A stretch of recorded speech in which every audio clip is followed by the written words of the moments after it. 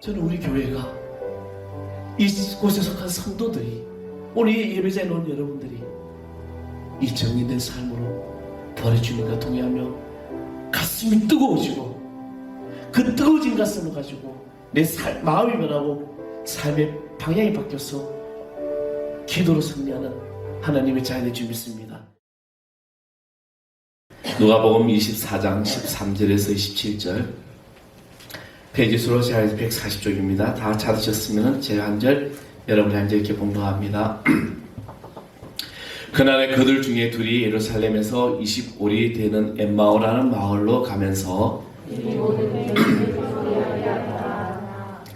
그들이 서로 이야기하며 문의할 때에 예수께서 가까이 이르러 그들과 동행하시나 예수께서 이르시되 너희가 길 가면서 서로 주고받고 하는 이야기가 무엇이냐 하시니 두 사람이 슬픈 빛을 띠고 머물러 섰더라.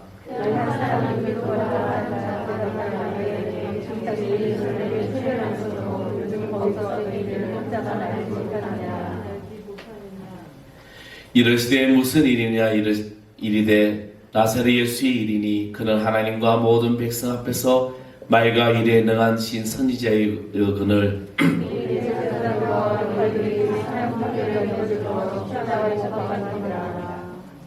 우리는 이 사람이 이스라엘의 속량할 자라고 바라노라. 이뿐 아니라 이 일이 일어난 지가 사흘째요.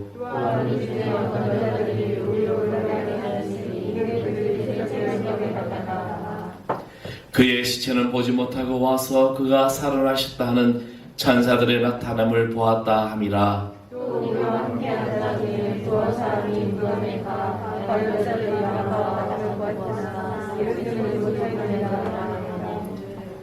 이르시되 믿으라고 선지자들의 말한 모든 것을 마음에 드디 믿는 자들이여,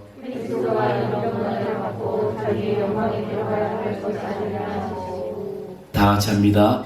이에 모세와 모든 선지자의 글로 시작하여 모든 성경에 쓴 바 자기에 관한 것을 자세히 설명하시니라. 아멘. 주의 부활의 주님께서 또 여러분의 모든 삶을 인도하는 귀한 우리 인생의 되기를 간절히 소망합니다.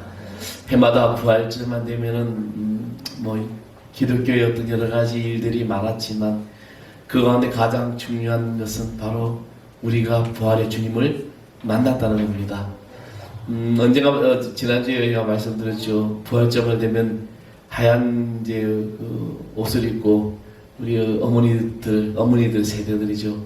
새벽에 촛불 들고 그 추운 교회 마당에 모여서 부활의 주님을 찬양했던 그런 모습이 생생히 기억납니다. 그냥 철없이 따라다녔던 제가 이제 그때는 왜 이렇게 하나 했는데 이것이 바로 우리가 부활의 주님을 기다리는 마음을 표현한 것 같습니다.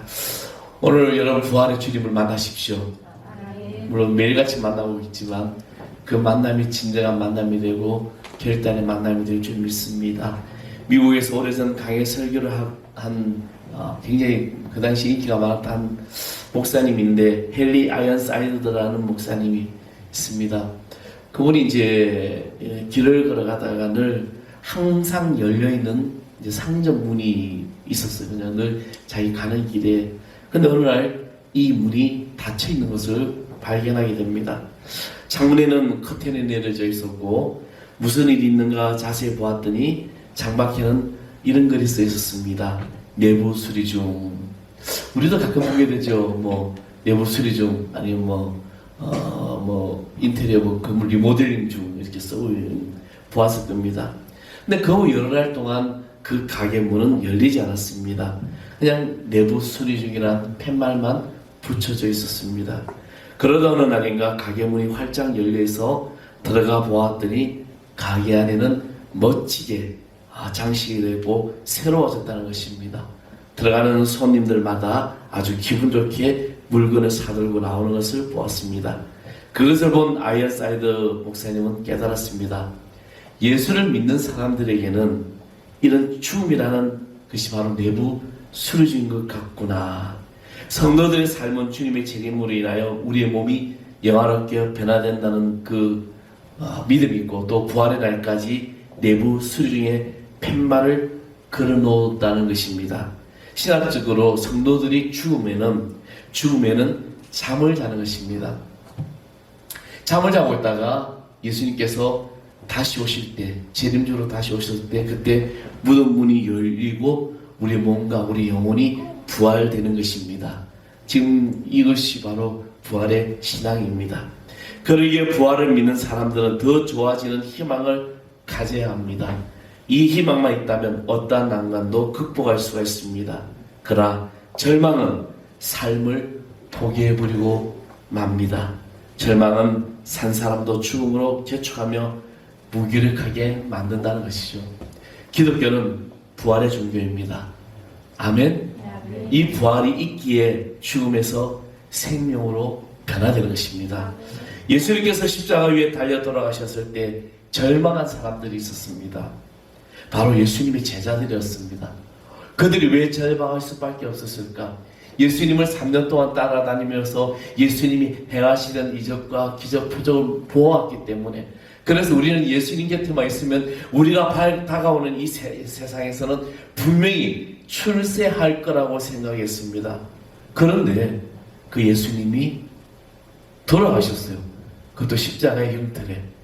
그래서 그들의 모든 희망이 산산이 부서져 버렸습니다. 그렇게 믿었던 예수님께서 십자가에 무기력하게 돌아가셨기 때문이었습니다. 결국 그들은 슬픔과 함께 절망 속에 빠졌습니다. 삶의 의욕을 상실해버린다는 거죠. 우리 인생도 그렇지 않습니까? 우리가 살아가면서 뭔가 희망을 바라보고 저걸 하게 되면 내가 잘 될 수 있을 거야 라고 생각했는데 그 일이 안 되었을 때 우리는 어떻게 합니까? 절망하고 포기하고 삶에 그냥 다 잃어버린 것처럼 살아갈 때가 있다는 것입니다. 결국 그들은 슬픔과 함께 절망 속에 빠지게 버립니다. 모든 의욕을 다 상실해버렸습니다. 그래서 오늘 본문에 나온 두 제자 역시 예루살렘을 떠나서 엠마오로 가는 마을로 내려가고 있었습니다. 더 이상 이들은 예수 그리스도를 찾을 이유가 없어서 예루살렘에 머무를 까닭이 없었기 때문이었다는 것이죠. 그래서 그들은 예수님을 포기해버린 사람들이었습니다. 그런데 부활하신 주님이 그들을 만나주신 것입니다. 바로 이것이 은혜입니다. 오늘 저와 여러분이 부활하신 주님을 만난 것이 은혜입니다. 오늘 예배 자리에 나와서 예배하는 것이 은혜입니다. 내 삶에 내가 절망 가운데 있고 내가 하는 일이 정말 안 될 때도 그때도 여전히 나와 함께 하시고 손 내밀어 주신 주님이 나와 함께 하신 부활의 주인이기 때문에 은혜입니다. 이번 부활절 여러분의 삶의 여정 속에서 부활의 주님을 진정으로 만나는 이 은혜의 주인공이 되기를 간절히 축원하겠습니다. 그냥 습관처럼 행해지는 이 연례 행사가 아니라 진정 내 삶의 주인이 나를 구원하신 주 예수 그리스도가 나의 주인이시고, 그리고 그 주인 되신 주님을 내가 만남으로 말미암아 내가 진정 주님의 참된 제자가 됨을 주님의 이름으로 간절히 축원합니다. 그리하여 엠마오를 가던 두 제자가 부활의 주님을 만남으로 변화된 것처럼 여러분이 변화되시기를 간절히 소망합니다. 부활하신 주님을 만나면 누구나 다 변화됩니다. 아멘. 누구나가 흉악한 죄를 지었다 할지라도 어떤 강도를 지었다 할지라도 상해를 저질렀지라도 부활한 주님을 만나면 그들의 삶이 변화된 것이 얼마나 많은 감정들이 일어나고 있는지 모릅니다. 그러면 어떤 변화가 일어나는 것일까? 부활의 주님을 만나면 마음이 변합니다. 우리의 마음이. 예수님은 완전히 절망하고 실에 빠져 엠마오로 간 두 제자에게 나타나셨습니다. 그리고 그들에게 부활의 주님이 그들의 몸소 나타나셨고, 그리고 그들이 식어져 버린 그 마음을 움직였다는 거죠. 심령이 요동치더라는 겁니다. 오늘 우리가 읽지 않았지만 32절의 말씀에 보면 그들이 서로 말하되 길에서 우리에게 말씀하시고 우리에게 성령을 베풀어 주시되 우리의 속마음이 뜨겁지 아니하더냐. 뜨거워졌다는 겁니다. 부활의 주님을 만나니까 이 식어졌던 내 가슴이 뜨거워지는 거예요. 우리는 부활의 주님을 만나면 내 안에 식어졌던 열정이 다시 회복되어질 줄 믿습니다. 얼음처럼 차가웠던 내 마음이 뜨거워진 거죠. 우리의 가슴을 뜨겁게 하는 것, 심장을 뜨겁게 하는 게 무엇이 있습니까? 물론 젊은 우리 연인들은 사랑하는 연인을 만나면 뜨거워지다고 말할 수 있지만, 그리스도인데 우리가 식어졌던 이 마음에는 우리가 잃어버린 모든 이 마음, 이 첫사랑의 모든 신앙도 이제 불을 붙는 변화가 일어날 줄 믿습니다. 부활의 주님을 만나게. 사단은 우리를 어떻게 하든 무너뜨리려고 하고 있어요. 그렇잖아요. 사단은 계속해서 믿는 우리에게 다가와서 우리에게 자꾸 무너지게 합니다. 좌절하게 합니다. 포기하게 합니다. 너는 안 돼, 넌 할 수 없다라고 말합니다. 그러나 이런 영적 싸움에서 성령의 불을 붙이기를 간절히 소망합니다. 왜? 우리가 부활의 주님을 만났기 때문입니다. 내가 부활의 주님과 동행하는 하나님의 백성이기 때문에요. 부활하신 주님께서 미지근한 이 심령을 싫어하십니다. 주님은 우리가 미지근한 상태를 싫어하세요. 뭔가 뜨거운 열정, 뜨거운 가슴, 이 뛰는 심장을 가지고 주님과 함께 나아가는 그런 귀한 삶이 되기를 간절히 축원하겠습니다. 여러분의 심령은 어떻습니까? 지금 이 자리에 우리는 부활의 기쁨도 없이, 부활의 감동도 없이 냉랭한 마음을 가지고 앉아있지 않습니까? 그러면 이제 부활의 주님으로 여러분의 마음이 뜨거워지기를 간절히 소망합니다. 내 심장이 불타는. 오늘 우리는 예수 그리스도의 부활의 소식을 듣고 마음이 뜨거워진 제자들처럼 변화를 받음으로 뜨거워지시기를 간절히 축원하겠습니다. 말씀을 통해서도 뜨거워지십시오. 가슴에 불이 붙기 시작하는 거예요. 목사님, 왜 이렇게 요즘 성경 말씀 읽기가 힘들어요? 실은 내 가슴에 여러분 성령의 감동을 가지고 내 믿음의 역사를 일으키기 위해서 이 말씀 하나하나가 바로 나에게 주시는 말씀이라고 내가 믿고 고백하고 부활의 주님이 나의 곁에 계신다고 믿는다면 모든 말씀은 여러분의 가슴을 뛰게 할 줄 믿습니다. 성령의 뜨거운 열정으로 이 부활의 참된 증인 되기를 간절히 축원하겠습니다. 그리고 또 하나는요, 우리가 부활의 주님을 만나면 언어가 바뀌게 됩니다. 영국의 훌륭한 설교가인 샘스터 목사님이 계셨습니다. 근데 그분은 나이가 많아지면서 그가 전신마비가 생겨서 그냥 누워있을 수밖에 없는 거예요. 그러다 어느 부활주일날 아침에 목사님은 딸에게 기숙말로 이렇게 말합니다. 사랑하는 딸아, 오늘은 부활주일이구나. 부활절 아침에 일어나서 예수 다시 사셨다라고 크게 소리치고 싶다. 근데 아무리 소리를 질러도 목소리가 나오지 않는구나. 그래서 아빠는 답답하기가 그지없다. 그런데 목소리가 나오지 않는 것보다 더 기가 막힌 사실이 있구나. 그것은 목소리를 가지고 있지만 예수 다시 사셨다고 소리치고 싶어하는 사람이 많지 않다는 것입니다. 사랑하는 성도 여러분, 우리는 예수가 다시 사셨다라고 우리가 이 입술로 소리쳐 외치는 하나님의 증인 되기를 간절히 축원하겠습니다. 내 입술이 예수가 다시 사셨다. 엠마오 도상의 제자들은 예수님의 부활에 대해서 믿지 못하겠다는 불신의 말을 계속해서 예수님께 하였습니다. 그러나 그들은 예수님을 만나 뜨거운 의집을 체험한 뒤에는 예루살렘으로 달려가 부활의 증인이 되었습니다. 그리고 그들의 언어가 달라집니다. 예수님이 살아나셨다고 감대히 정언했던 것입니다. 사도 바울도 그가 사울에 있을 때는 어떤 사람이었습니까? 예수를 믿는 사람들을 죽이는 것이 사명인 줄 알았습니다. 그래서 그는 예수를 믿는 사람들을 정죄하는 말을 하고 욕하는 것을 자랑스럽게 여겼습니다. 그가 다메섹 도상에서 부활하신 예수님을 만남으로 그 은혜가 달라지는 거예요. 많이 달라지는 것입니다. 예수님을 정죄하는 말들이 예수님이 나의 구세주라고 자랑하는 말로 바뀌게 됩니다. 우리가 부활하신 주님을 만나게 되면 우리의 언어가 변합니다.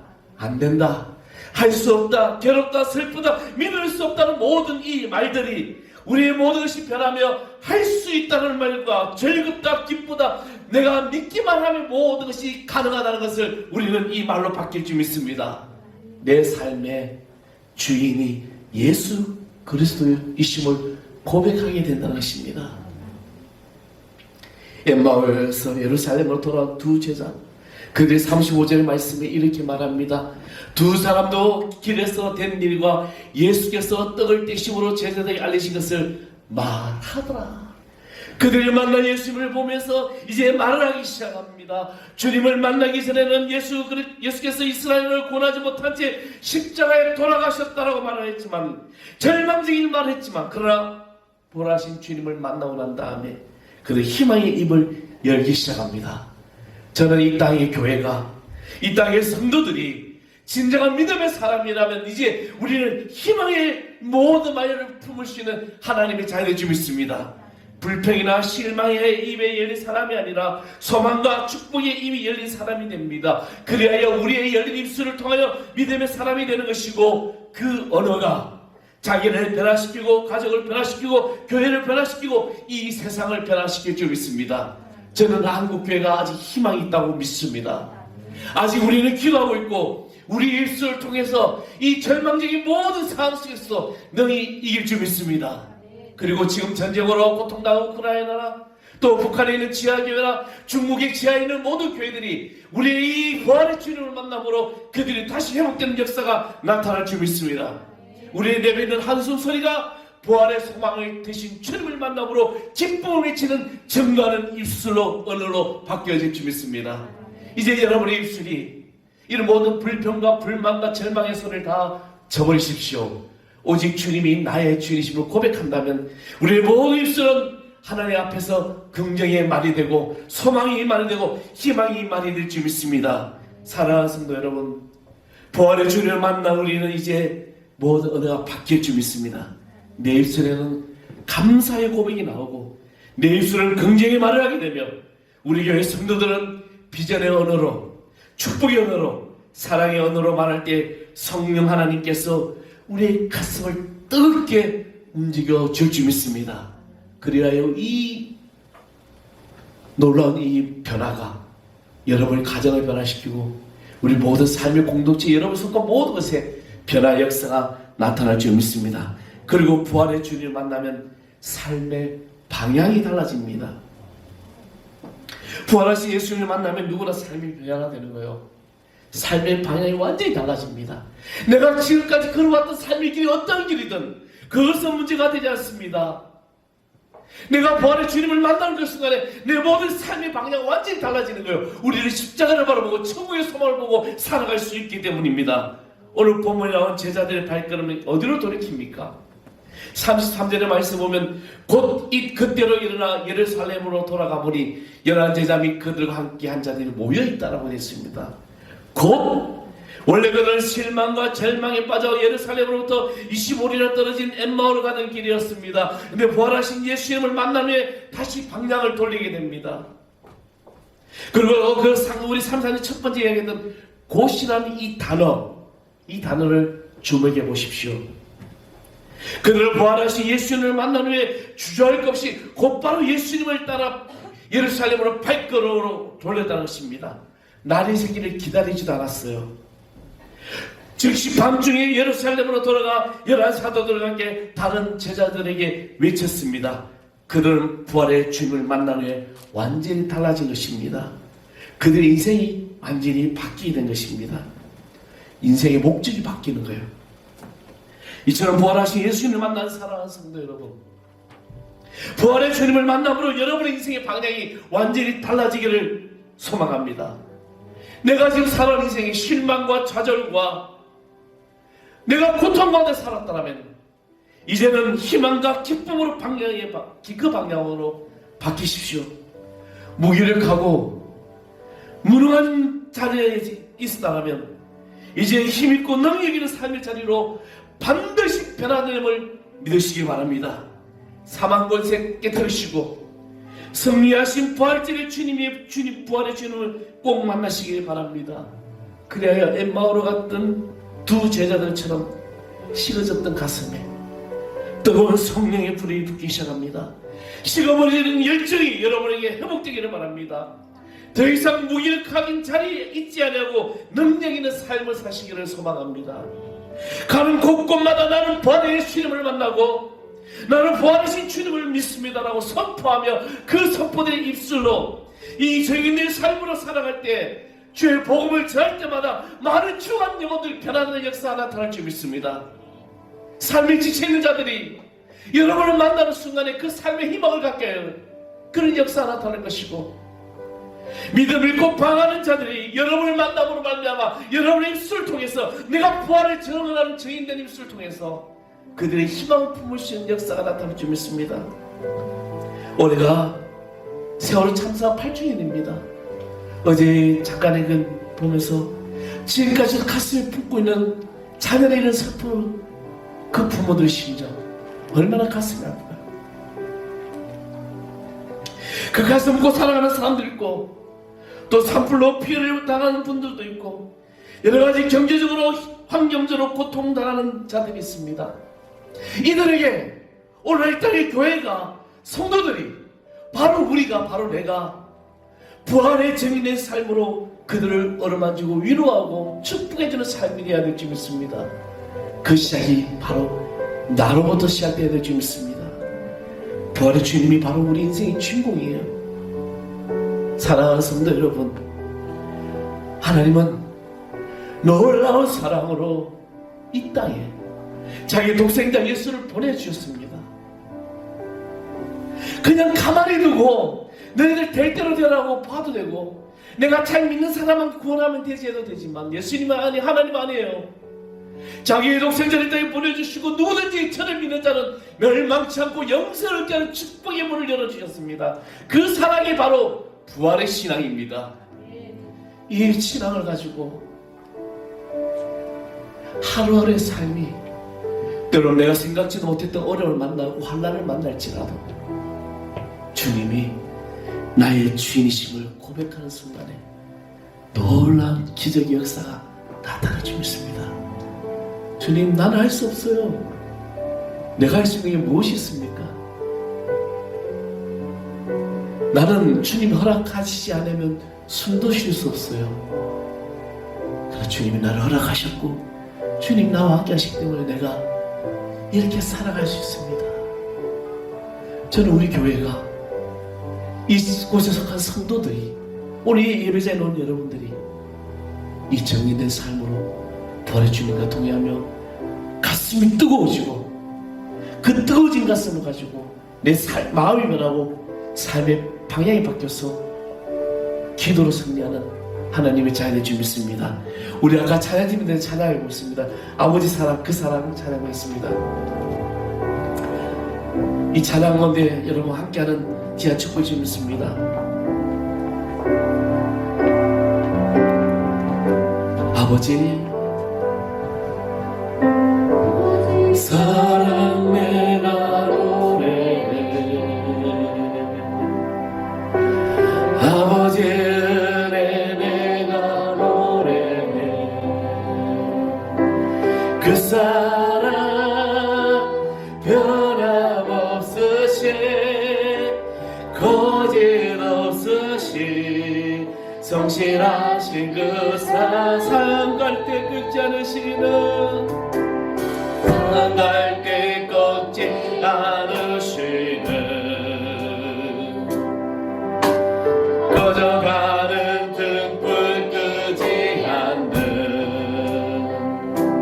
그 사랑 변함없으신 거짓없으신 성실하신 그 사랑,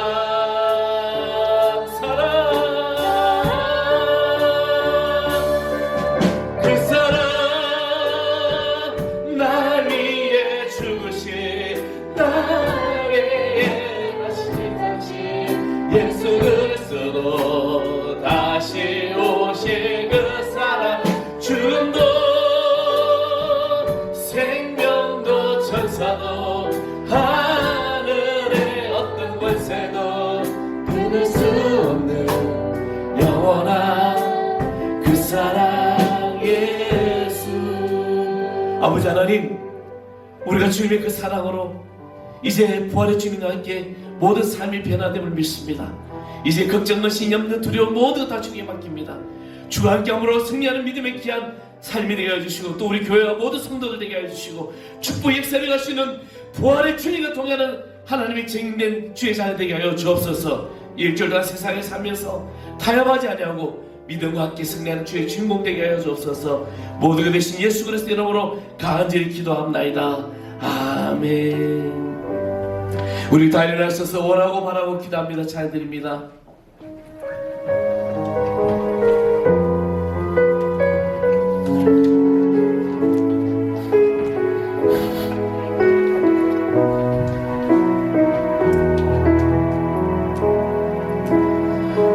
세상을 살아가는 동안에 나의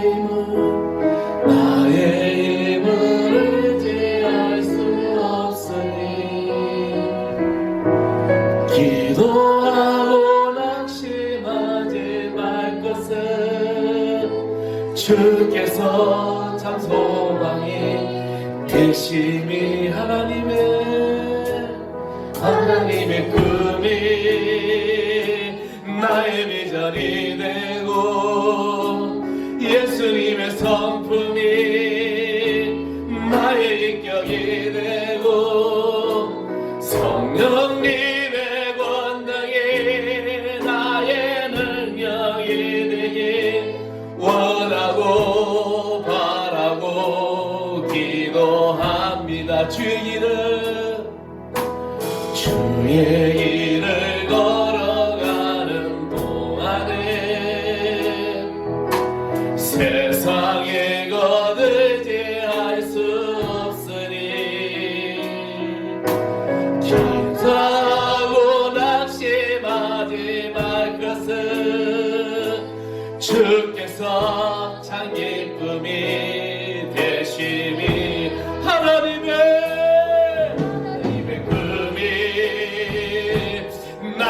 비전이 되고 예수님의 성품이 나의 인격이 되고 성령님의 본능이 나의 능력이 되길 원하고 바라고 기도합니다. 이제는 부활의 주인공 되시고 우리의 삶을 이끄신 우리 주 예수 그리스도의 은혜와 하나님 아버지의 그 크신 사랑과 성령의 감화감동 교통하심이 오늘도 부활의 주님을 만남으로 모든 삶 속에서 가슴이 뜨거워지고 아버지 삶의 방향이 바뀌어지고 그 크신 사랑으로 믿음으로 승리하기를 결단하는 이 예물 하나님의 귀한 권속들 위해 그들의 가장 직장 사업터와 하는 일들과 우리 교회 학교 아이들과 특별히 타국에 가 있는 당신의 귀한 아들들과 또 병중에 있는 당신의 귀한 딸과 또 이 자리에 참석하지 못한 당신의 귀한 영혼들 태중의 선물이기까지 이제로부터 영원토록 함께하기를 간절히 축원합나이다. 아멘.